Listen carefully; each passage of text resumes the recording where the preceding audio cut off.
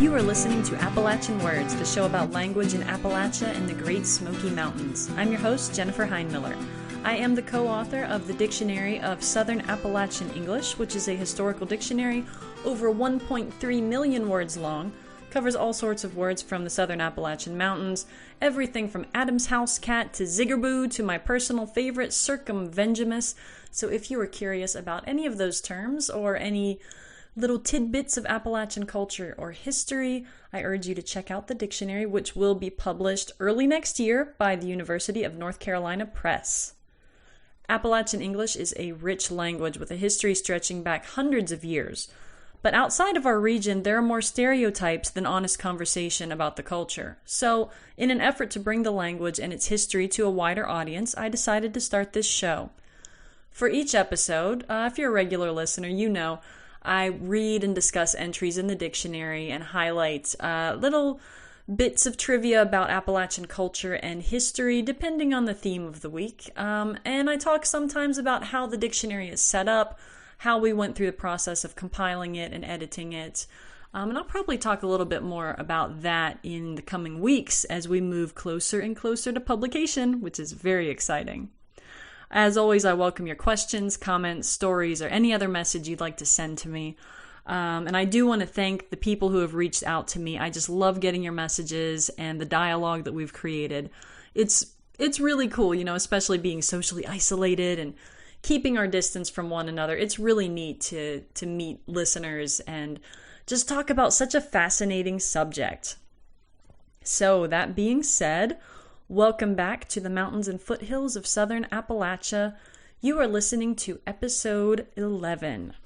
So, in this episode, I guess I will say right off the bat, if you are squeamish about medical terminology, or if you're anything of a hypochondriac, you might want to skip this episode, because I will be talking about folk medicine.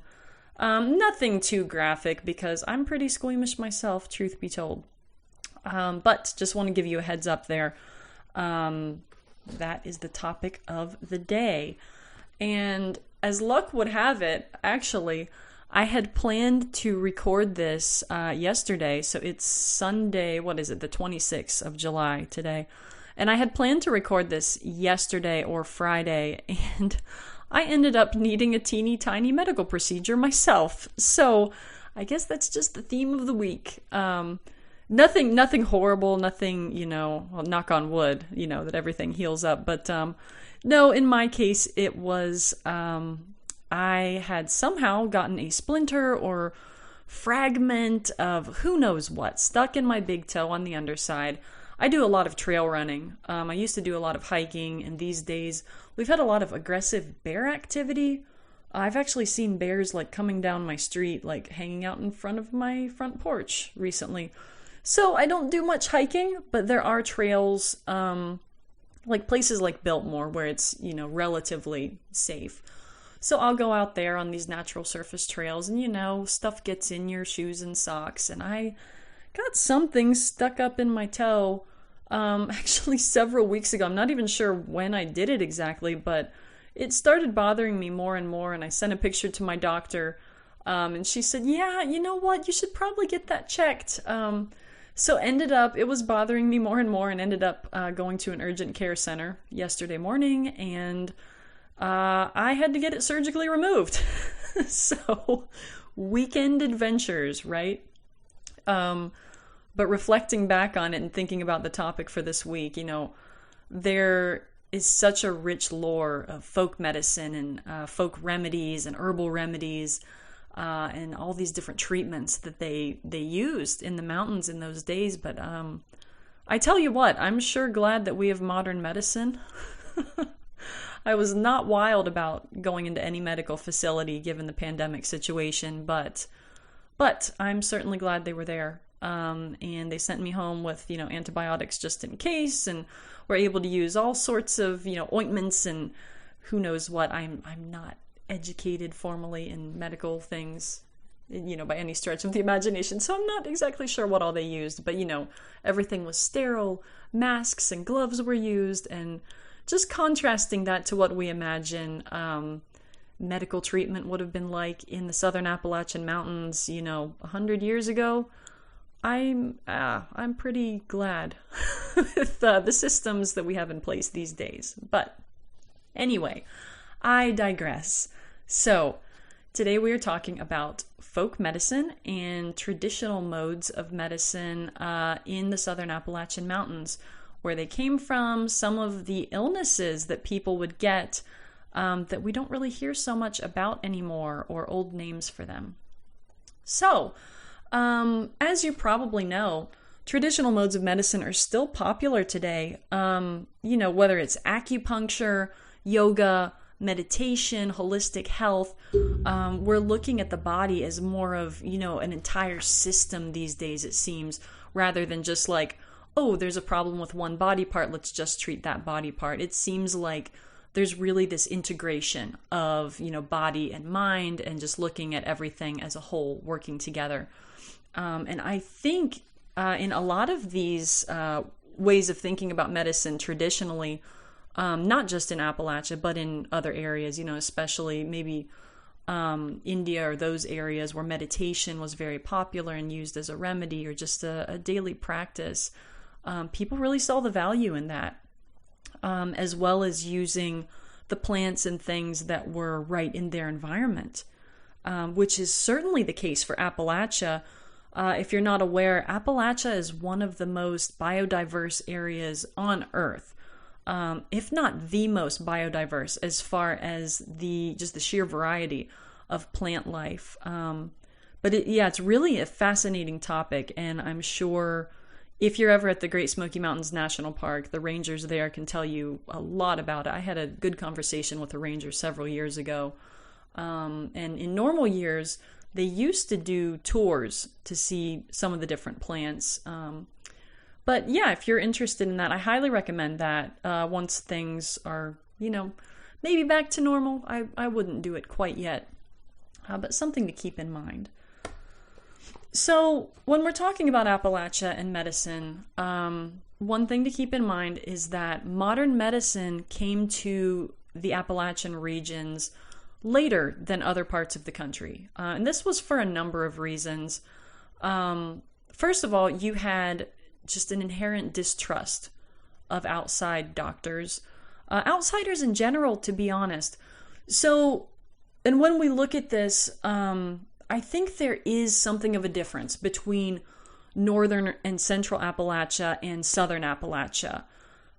In large part because in the northern states, or kind of central northern, I'm talking about like West Virginia, Pennsylvania, Virginia, where you had the mining industries that were just huge. They just dominated every aspect of life for a good few decades, particularly in West Virginia, just dominated the economy, the politics, the landscape, quite literally the landscape, social structures with the mining camps. So that was kind of a different setting from what we had in particularly Western North Carolina. So in this area, and for those of you who don't know, I'm based in Asheville. So the mountains, kind of foothills of Western North Carolina, Southern Appalachia. But if you go further west into North Carolina and into Tennessee, what is now Great Smoky Mountains National Park, the major industry was logging. So you had kind of a different situation there. But even so, the geography of all of these areas made it a little bit difficult to get to and from any of these communities. And last time I talked about, Coe Ridge is a prime example where, you couldn't get there from here. They didn't have roads for a very, very long time that went directly in. And in Western North Carolina, it was mainly rivers that were the primary mode of transport. So it was definitely not easy to get in. There were few incentives for doctors to come in from the outside until you had some of the programs starting in the 20th century, or people native to the area who would go out and study medicine formally at a university. So what did that leave them with? well, they were left to their own devices, like communities all around the world. And so their own devices meant folk medicine. So when we talk about folk medicine, we define it in a certain way. So let's just go over the basics here. So in the Southern Appalachian tradition, there's a great book, Folk Medicine in Southern Appalachia, kind of self-explanatory there in the title, by Anthony Cavender, who is one of our great references in the dictionary for a lot of these topics. But he defines it. Folk medicine is generally thought of as traditional healing knowledge of a particular social group that is transmitted orally from one generation to the next. This definition, which evolved out of studies of European peasant societies in the 19th century, conceives of folk medicine as a body of largely archaic, outmoded knowledge retained among illiterate peoples.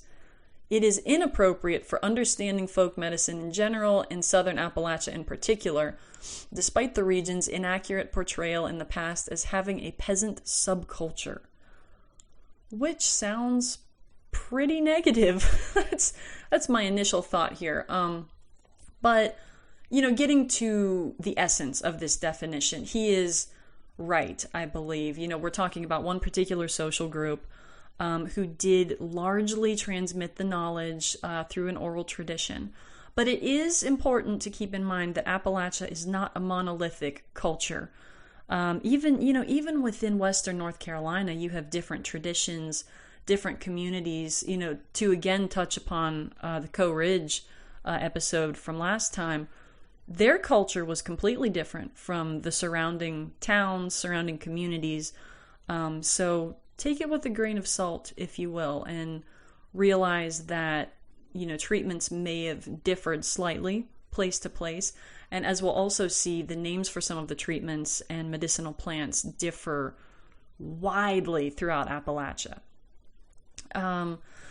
So who were these healers? Not everyone had this knowledge. Of course, it was passed down orally, but you did have people who really trained to do this, or you would have it passed through, certain family members. People did specialize in this. Of course, they weren't going to university and getting, their MD or anything like that, but they would study. Midwives were the same. They would learn from the females in their family. The granny women who would go to, as they said, catch babies. They would train the younger women in their family so that this tradition was passed down. And it was much the same with folk medicine, or what they particularly called herb doctors, the healers, or in the Southern Appalachian pronunciation, yarb doctors. So if we're looking in the dictionary, we have herb doctor, which is a folk healer, one who practices healing with the use of herbs. So there you go.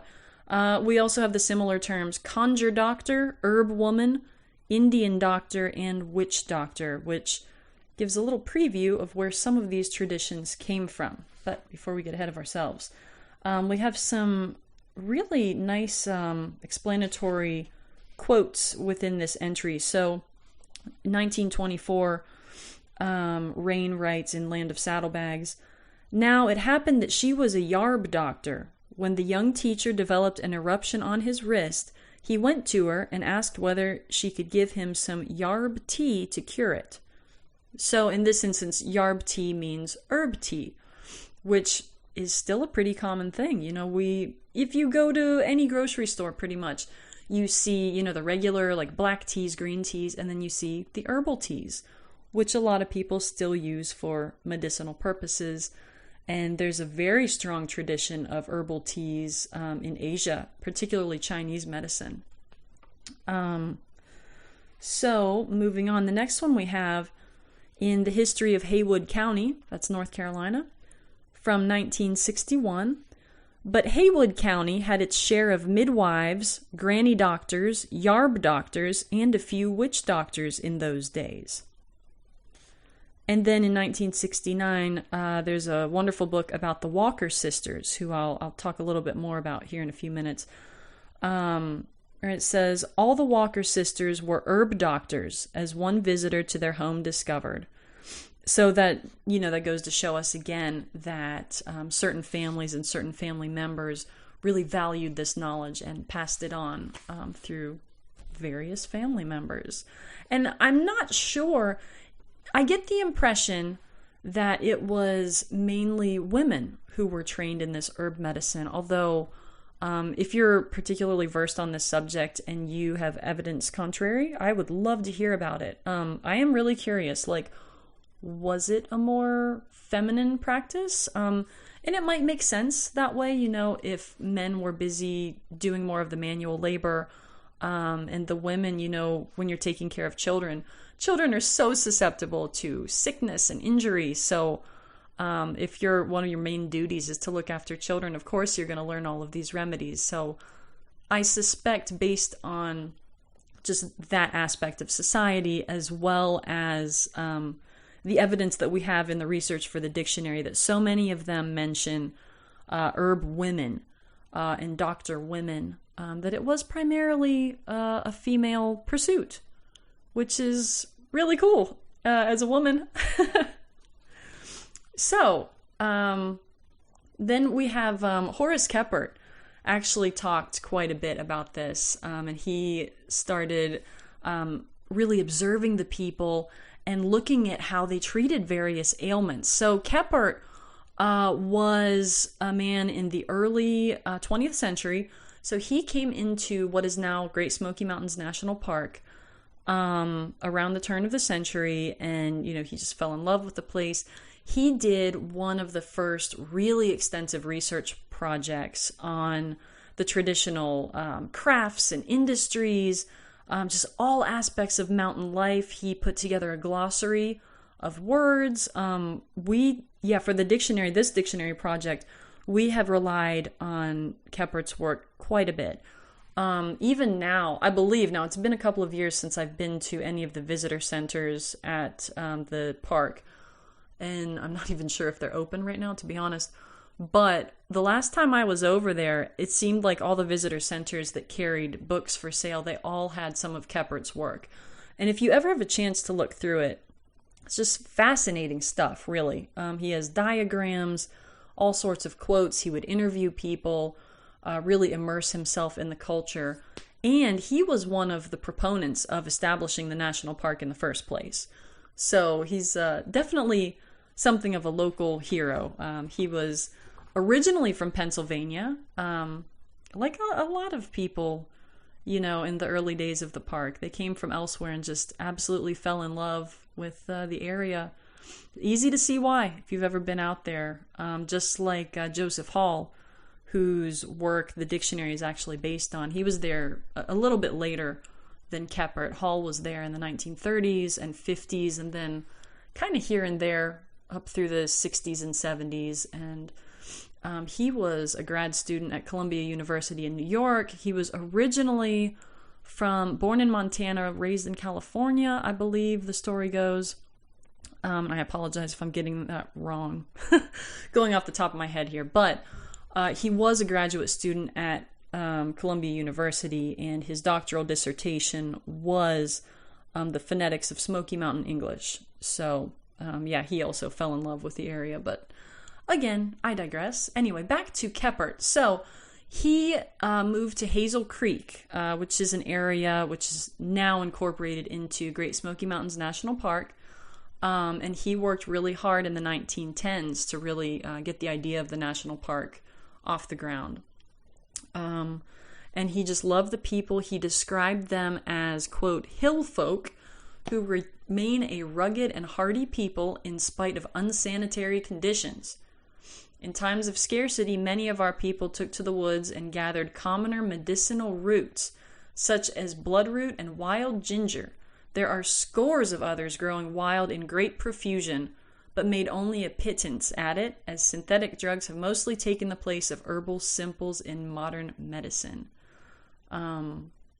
Which is interesting, and this is still, he was writing this in the early 20th century, so even then you had modern medicine kind of making its foray into the region, but there were definitely people who held tight to those traditional modes of healing.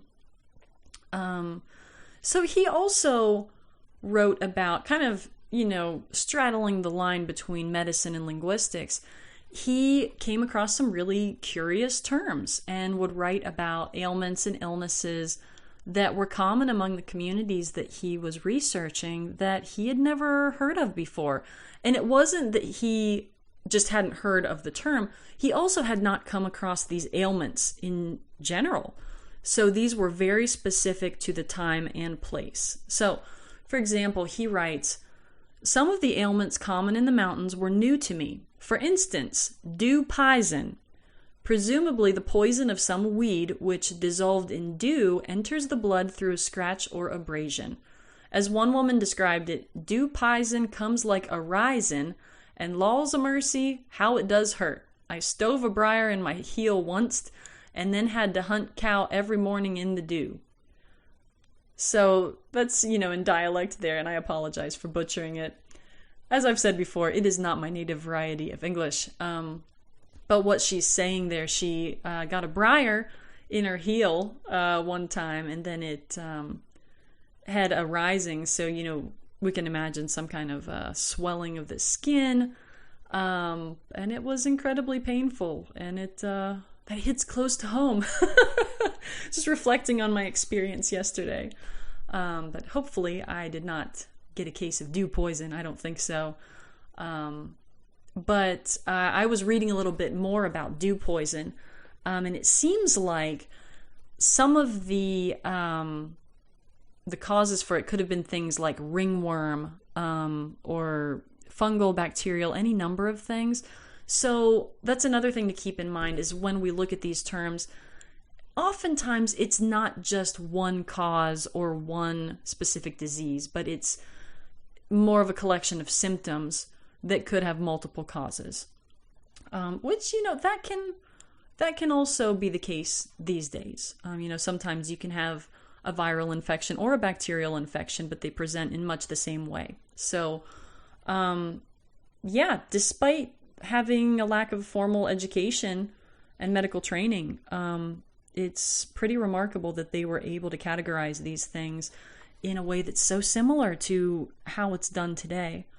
And even looking, when we think about modern medicine, we think, you just go to CVS or whatever pharmacy is down the street, pick up a bottle of pills like aspirin or whatever. But you have to think, where did these medications come from? Well, aspirin, case in point right here, came from willow bark. So you had people using traditional medicine, really looking at these compounds hundreds of years ago before they were really distilled and made more powerful that way and put into pill form that's a lot more convenient for us to distribute. So they are all connected. So back to Keppert, though. He goes on to write about a different ailment. He says, "A more mysterious disease is milk sick, which prevails in certain restricted districts, chiefly where the cattle graze in rich and deeply shaded coves. If not properly treated, it is fatal to both the cow and to any human who drinks her fresh milk or eats her butter. It is not transmitted by sour milk or by buttermilk. There is a characteristic fetor of the breath. It is said that the milk from an infected cow will not foam and that silver is turned black by it. Mountaineers are divided in opinion as to whether this disease is of vegetable or of mineral origin. Some think it is an effervescence, stumbling over the words here, from gas that settles on plants. I have not found this malady mentioned in any treatise on medicine, yet it has been known from our earliest frontier times. Abraham Lincoln's mother died of it." So, if you're American, Abraham Lincoln is one of our kind of frontier presidents who did not come from, the wealthier areas of New England as some of the early presidents did. And it's really fascinating that supposedly his mother died of it. I do not have further research on that, but I would be really curious to hear more about that. And milk sick, I think it's also milk disease. I want to say there's another term in the dictionary that we reference, but it is pretty common in a lot of these texts. I'm actually going through the dictionary right now because I keep it handy, like you do. I suppose if you're a lexicographer, you keep it handy. I don't know about other people. Milk fever, that is the other term. So yeah, we have milk fever, milk sick, milk poison. But yeah, so anything that would affect cattle. And we have another quote here when they say, sometimes when the cow would have a young calf, they'd call it milk fever. And they'd just get down and they just die in a little bit if there wasn't something done for them. So we can, gather from this that it was a pretty acute illness. And another quote we have from 1968, an interviewee reported that it was a sickness a cow gets in her udder if she hasn't been milked in too long. And even today, there is that concern in dairy farming if a cow is not milked properly or enough or frequently. It's not good for the animal at all. So, looking a little bit deeper, where did folk medicine in Appalachia come from initially? So in the book The Spirit of the Mountains, which was published in 1905, so well over 100 years ago at this point, the author, Emma Bell Miles, wrote that knowledge of illness and treatment required shared knowledge between the Cherokee people and European Americans, which you probably guessed by this point. So the Cherokee had already been in this region for who knows how long, hundreds of years, at least. And so they knew the land inside and out, the plants, the animals, and they did have certain rules of thumb in their views of the plants and their treatments for different ailments. So looking at this, we have nearly ubiquitous knowledge among the people of Appalachia, according to John Campbell, who wrote in 1921.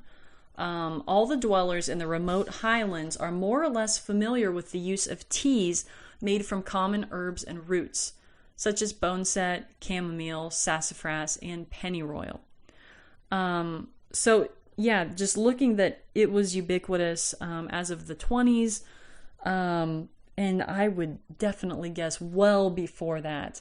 So that speaks, not only to these rich traditions of folk medicine, but also to the mixture of the different cultures in the area, which you might not initially think of. But a lot of the traditions that the people in the mountains had, the European descended settlers did come from the Cherokee. And again, I touched on this last time a little bit.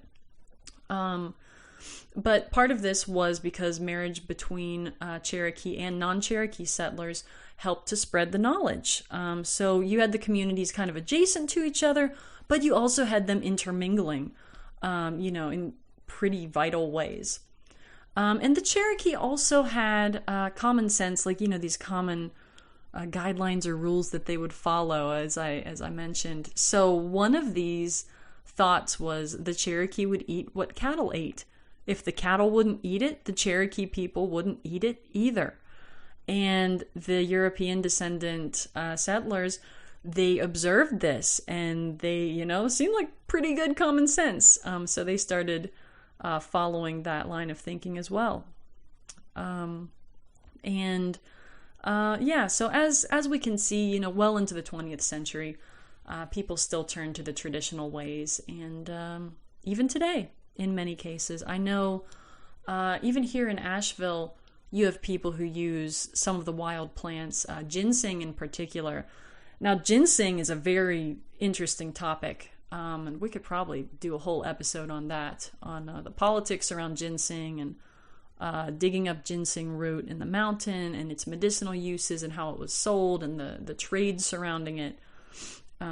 There's a lot to say there, but yeah, that's definitely one of the spur topics off of this broader topic.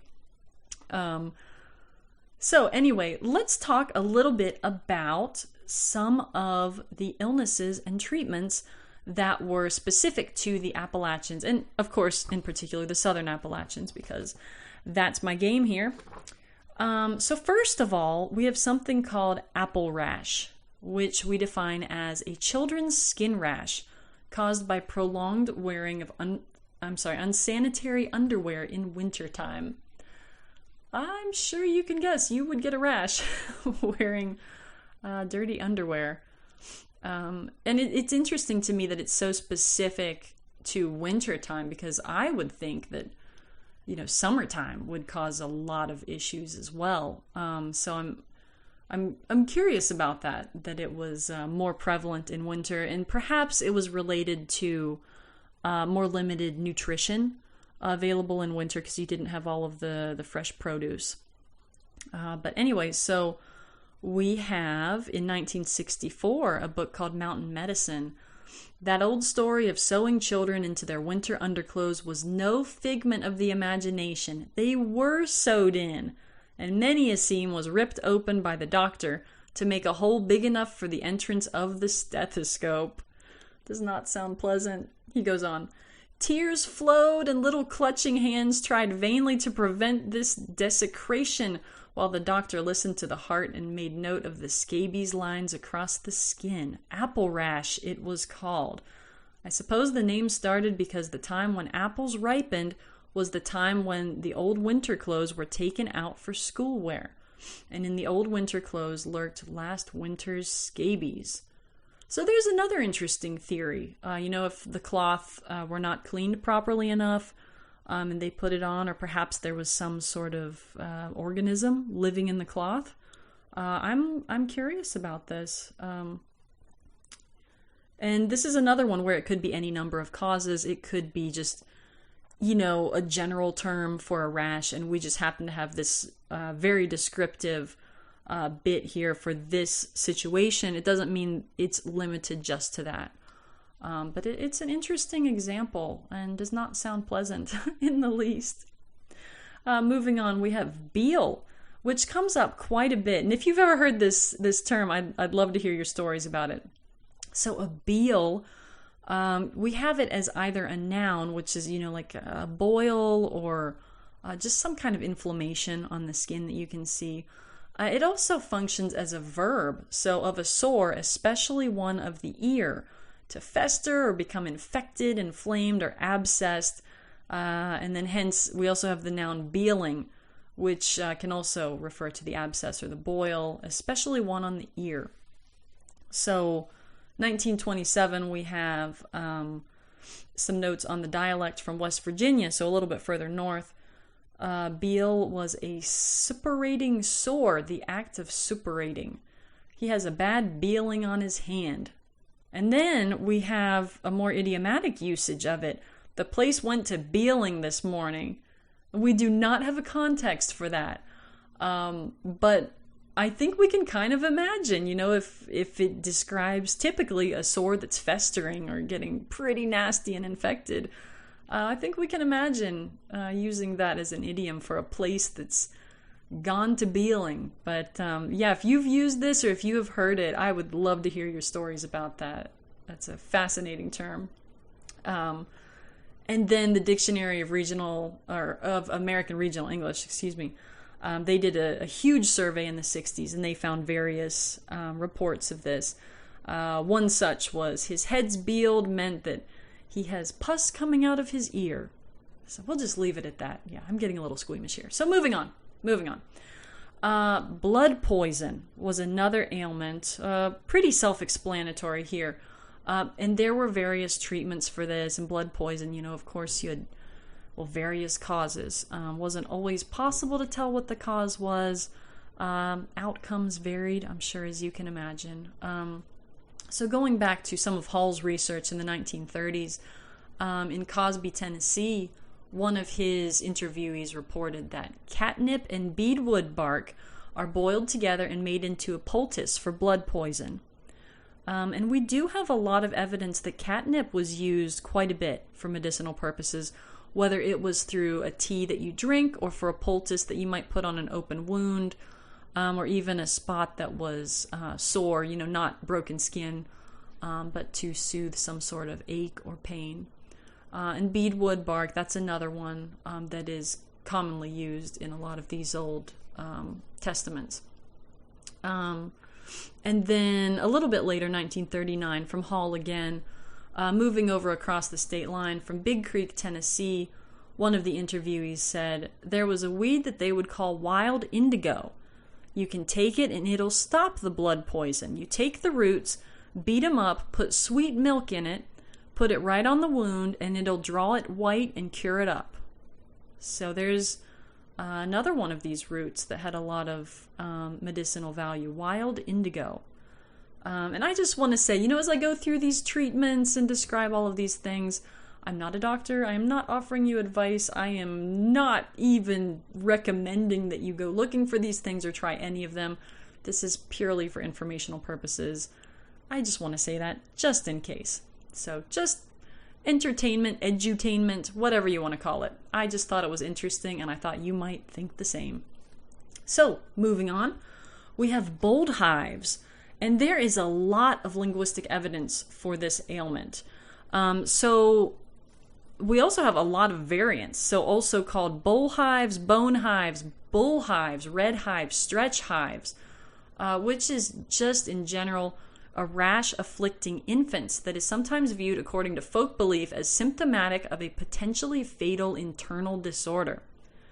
So this is another one. When I was doing a little bit of research for this episode, it seems like different people would consider this different things with different causes, and a lot of the informants seem to think that it was something affecting the liver deep down. Others were not that specific, but let me just go through a few of these so you can get kind of an idea of all the different ideas about bold hives. So 1949, we have a quote that says, "Sue Annie said that he would get no better until she got the hives broke out on him, and hinted when she came in the late afternoon with a bottle of freshly made rattle root tea, she was afraid the hives were working in on him instead of out, or ever going into the bull hives." So this is indicative of the belief that if a baby was sick, it had these hives, this rash, somewhere on the inside of their body, or the inflammation was on the inside.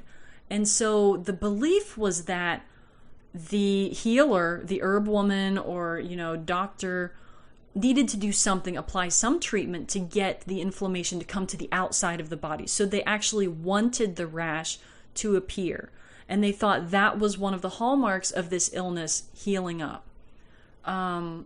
So then we have another description in 1971, a book about granny women, which is another term for an older woman who, practices folk medicine, herbal medicine, especially midwives, that kind of practice. But we have here, Mrs. Andy Webb told us, "It looks sort of like the measles, but it ain't measles. Them's bold hives. The bold hives work around the heart. They'll have them after they're born, and if the hives don't break out on them, it's the bone hives, and it'll kill them. You got to do something to clear the liver up." So this is really a sophisticated way of thinking about this. And earlier I was talking about, categorization of these ailments. And it really seems, it's almost like there's a flow chart here where they look at each symptom one by one, just like, a modern doctor in a typical Western medicine setting would do today. You look at these collection of symptoms, how the patient is presenting.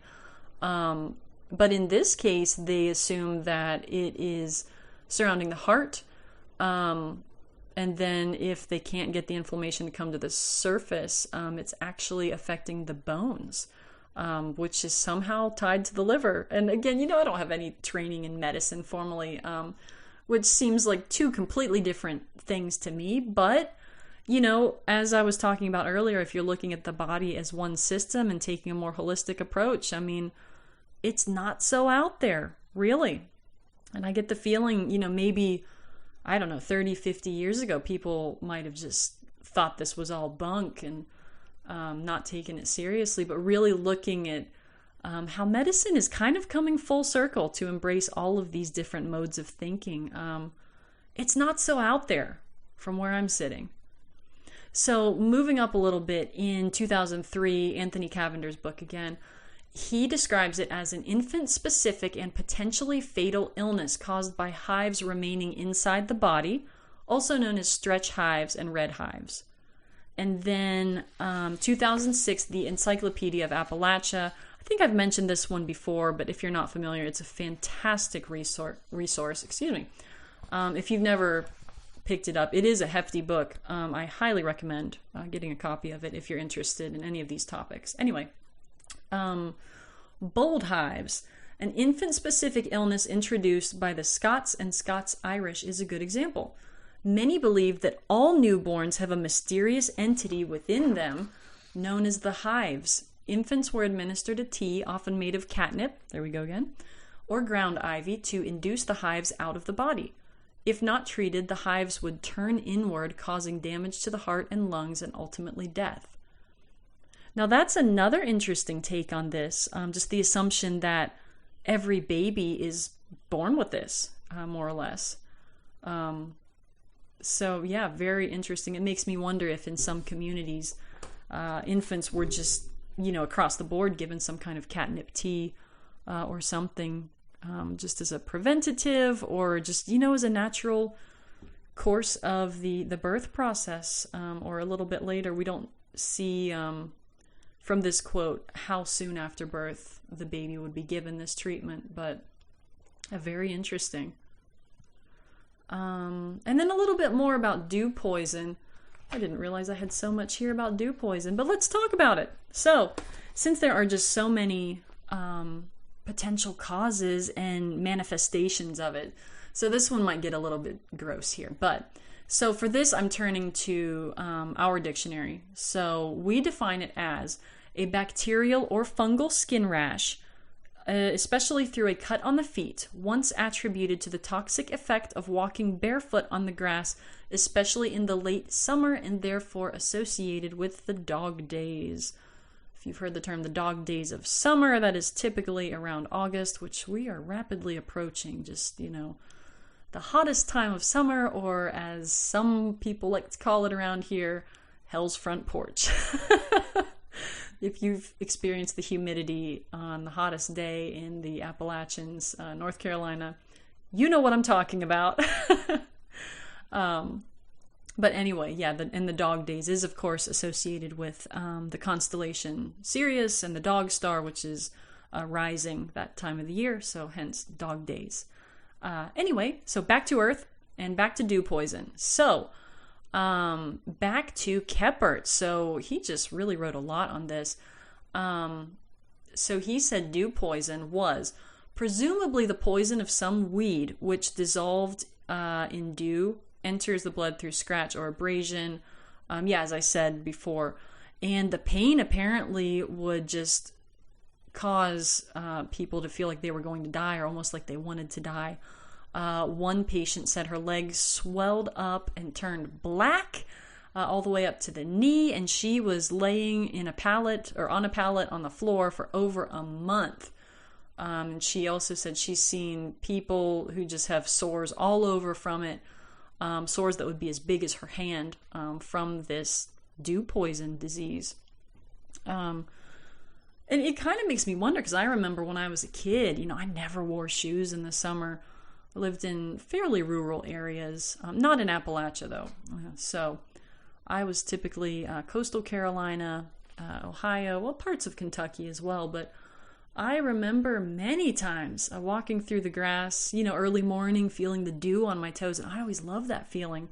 The bad experience I had with that once was I ended up stepping on a bee when I was 5, but luckily I never experienced anything like what they describe dew poison to be. So as late as, what do we have here? 1955, we have a book, Country Doctor. A complaint with many children as well as adults was dew poison, characterized by slow healing sores on the feet and legs and often on the hands and arms. Although at the time I did not recognize dew poison as the preliminary stage of hookworm disease, nor did I associate it with the stunted anemic condition of the mountain children. The absence of privies at the homes made the disease very prevalent. So, going back to the earlier quote about unsanitary conditions, I think we can see why it would have been so prevalent in these areas and why we don't hear about it so much anymore, thankfully. So yeah, hookworm is not something we want to mess around with.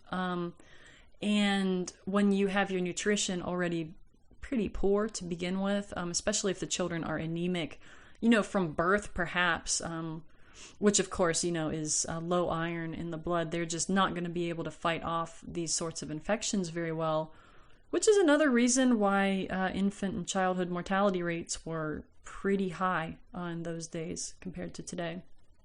And in that area as compared with some other regions. And then as a final example here, we have Hall, who wrote in 1960, St. John's weeds wet with dew will cause sores and rhizins or dew poisoning on the skin. He's very specific about St. John's weeds, which we know today, St. John's wort, which you've probably heard about. It's used widely as a medicinal tea. I think they might even sell capsules of it. I'm not really sure. But as a treatment for depression and other things along those lines. So very interesting. So when we're talking about common treatments, speaking of which, I don't actually see St. John's wort, St. John's weed mentioned all that much in the research, but some of the ones that we do see a lot, we see pennyroyal, which you may have heard of, which can be extremely poisonous, and it is used for some very specific purposes. It is a branching annual mint plant, and some of its medicinal uses include treating pneumonia and colds, or to cause a miscarriage. So some of the quotes we have here from 1943 in Mountain People: if the cold went beyond the simple reach of sage, which was your first line of defense, again, something that's commonly used today, sage, whether in, medicinal teas or just in food, like Italian food. Sounds good. Anyway, if it went beyond the simple reach of sage and developed into, quote, pneumonia fever, then pennyroyal was called into use. 1994, Michael, my co-author, he did some research and he was talking about this with one of his interviewees in Tennessee. And this person reported that pennyroyal was used to ward off fleas and chiggers, which, if you have ever suffered from either one of those things, you probably would be willing to use any number of remedies to get rid of them or, ward them off. Then 1999, we have the book Gap Creek. Everybody knows what you take for the colic is pennyroyal tea. And Mama boiled some as soon as the stove was hot, even before she cooked any breakfast. So colic is one of these terms. These days we associate it with babies, usually thought of to be some kind of intestinal distress or stomach pain that just makes a baby cry and cry and cry. And it was mostly the same in those days as well, although it might be, construed as any sort of stomach complaint or discomfort. So you had all sorts of people taking this. I do not recommend it. Again, so word of warning there, just take this as it is and then walk away from it. Please do not consume these things without consulting your doctor. Next, sassafras. So sassafras is a lot more common, and I had always had the impression it was, pretty mild, anybody could drink it, but there's kind of some controversy now. Anyway, so let's start earlier. So sassafras is a common deciduous tree that grows at lower and middle elevations. From its roots or bark, sassafras tea, also referred to as sass tea in the Appalachians, is made and drunk for kidney trouble, as a spring tonic, for refreshment, and a substitute for coffee. So a spring tonic, There were numerous concoctions, and again, this is the sort of thing that would differ family to family, region to region. People would feel after the long winter where they're not getting very much fresh food, and also a little bit sluggish, not moving much. They'd start to feel low, when springtime rolled around, and they have all these crops to get in the ground and all this manual labor to do, but they were just not feeling up to it. So they would concoct what they called spring tonics out of various plants to give them energy, and they also believed that a lot of these plants would clean the blood. So there was also the belief that the blood kind of got, thick and dirty over the winter, which, it can certainly feel like that, come February, if you've been more or less snowed in for a few months. It's just like, oh my gosh, can't move. There's the sun, time to get up. But yeah, so they would take that sort of thing rather than some sort of energy drink or something like that. And you also have it being used as a coffee substitute. And there were numerous coffee substitutes because sometimes coffee could be a little bit hard to get a hold of. Not a native plant in the Appalachians. So we also have an alternative name for the sassafras tree, which is root beer tree. So, and if you've ever had like iced sassafras tea, it does kind of have that root beer, like the root beer soft drink I'm talking about. It does have kind of that flavor. I've actually had sassafras tea many times in my life. When I was a kid, I remember drinking it. I think my mom would make it, or she'd buy it for us or something. Anyhow, I remember having it. And I didn't suffer any ill effects from it, but again, don't do it. Or if you're doing it, don't blame me. There we go. Anyway, so 1939, back to Mr. Joseph Hall in Tennessee. He had one of his interviewees report that when we'd get sick or anything, they'd make sassafras tea, and have us all drink it. So kind of used as an all-purpose tonic. 1967, Jones writes, sassafras tea was a very pleasant, mild spring tonic, especially recommended for those who are recuperating from a serious illness. And 1994, we have an interviewee talking to my co-author Michael, who said, nothing is better than cornbread, lasses, and sassafras tea. So we have a lot of different pronunciation variants here for sassafras. So sassafras is one of those, also sassafras. But what he's talking about here is a very simple meal made of cornbread. Lasses, you can probably guess, is molasses. So a lot of the people in the Southern Appalachians love to just drench their cornbread in molasses, which does sound pretty tasty, gotta say. And then sassafras tea on the side. So between the medicinal properties of the tea and all that sugar in the molasses, that would probably give you some good energy. And then we have a report from 2001 where, people starting to get a little bit wary of these plants and just consumption of sassafras tea and whether it's really good for us or not. So we have Jocelyn writing, the popularity of sassafras tea has dipped sharply in the past decade as government warnings and regulations have frightened some from its consumption. Several years ago, the U.S. Food and Drug Administration banned sassafras tea for sale in interstate commerce for alleged carcinogenic properties. Safrole, part of the volatile oils of sassafras, was found to cause liver cancer in rats when it made up 0.5 to 1% of their total food. Some health food stores today sell safrole-free sassafras extracts for worried consumers. Homemade sassafras tea continues to appeal to mountain residents of all ages. So people still want to go about their traditional ways, no matter what the FDA says. I suppose they figure if everybody's been drinking this stuff for who knows how long, then they're just going to keep doing it. So then we have another treatment called Charlie liniment. So this is not just one plant, but this is an ointment. So we have here, this is usually attributed to the Walker sisters.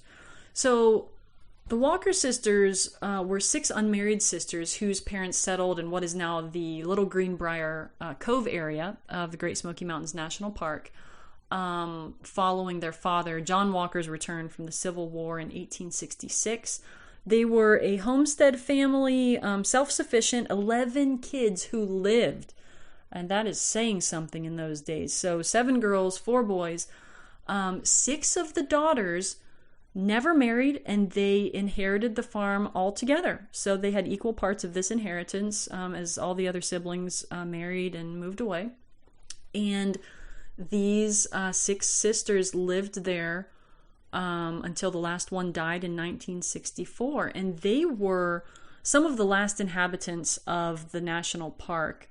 And I'll have to cover this a little bit more in depth in another episode sometime.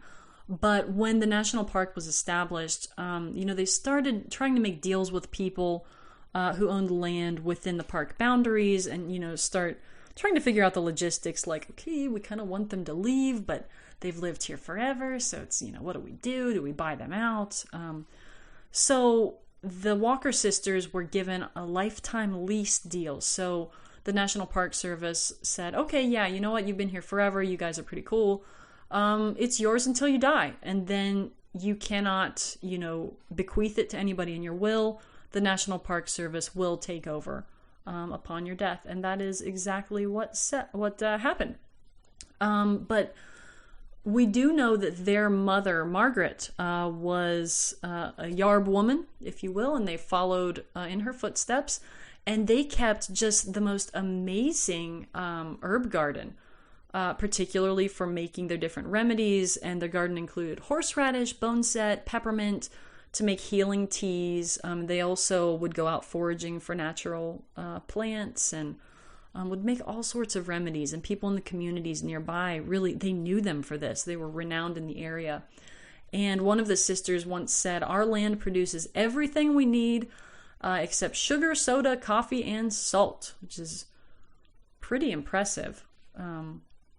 So they did manufacture their own herb mixtures, teas, and kind of did, some kind of grassroots, so to speak, marketing for one of their products, which they called Charlie Liniment, which actually the National Park Service website, nps.gov, they have a wonderful page about the Walker sisters. There's actually some exhibits where you can go. I think one of their cabins may still be standing. I think there is an exhibit dedicated to them at Cades Cove, if memory serves. But you'll have to check it out yourself and report back to me. But anyway, NPS talks about it, and they say the mainstay of the Walker sisters' healing potion was Charlie Liniment, which was a soothing balm of secret ingredients concocted by Uncle Charlie Walker. It was an herb mixture that used Indian turnip and mayapple root, along with many others, and is remembered as being hot as hell's hinges and, quote, mighty powerful. For headache or fainting, it was rubbed on the temples. Charlie Liniment on the chest helped coughs, colds, and other lung ailments, and stiffness was eased by rubbing it in the muscle.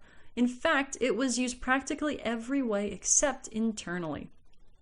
So, really nice all-purpose, almost sounds like some sort of icy hot predecessor. And yeah, I wonder, people, the manufacturers who do icy hot and some of those things, if they researched Charlie Liniment initially. But yeah, moving on. So we have just a couple more I'll touch on here before I wrap up. So you have root teas that are just made of all sorts of different things. Bear's paw root tea considered good to cure a cold or a fever, although the remark is made that, quote, it takes a good nerve to drink it because of its, quote, dark bitterness. And I would assume that many of these root teas had a dark bitterness. I don't imagine that they were particularly pleasant, but they seem to do the trick in many cases. We also have arrowwood, which was a type of black hall plant that had medicinal uses. And this is one of the many that were identified as being effective in women's complaints. So in 2006, Howell writes in a book about medicinal plants, Historically, the straight, smooth branches were used to make arrows, hence the common name arrowwood. In the late summer, small, dark, blue-black berries, tongue twister, or hulls appeared.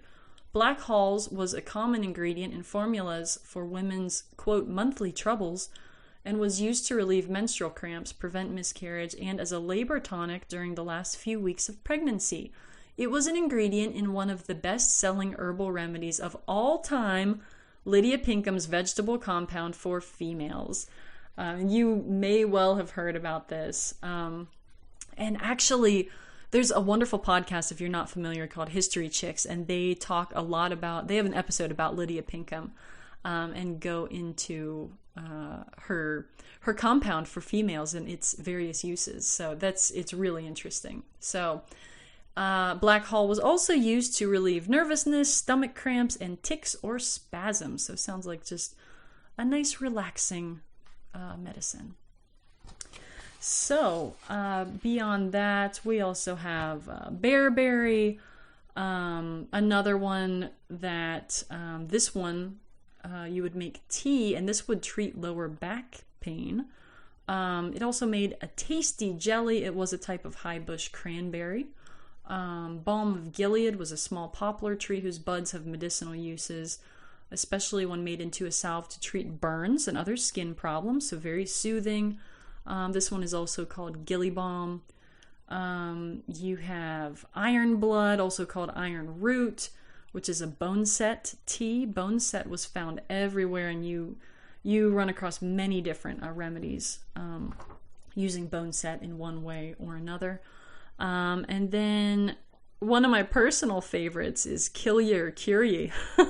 And this was the name of, one of these indigenous plants where it did exactly what it said. Either it would kill you pretty quick or cure you right up. Not sure how modern medicine would view that sort of treatment these days, but it gives you a taste, so to speak, of what some of the popular folk medicinal treatments were and some of the ailments that people dealt with in the 19th and early 20th centuries, and probably prior to that in the Southern Appalachian Mountains. And with that, I could go on and on. There are so many entries in the dictionary and just so much information out there in general about these folk healing modes, and there's certainly enough for many, many books on the subject. And there are, in fact, many books. If you're curious about any of those, I will put links to some of my references in the show notes if you want to look into those further. Or if you are well versed in the subject and you want to share more of your resources with me, I would love to hear about it. Drop me a message at appalachian.dictionary@gmail.com. Again, welcome your messages.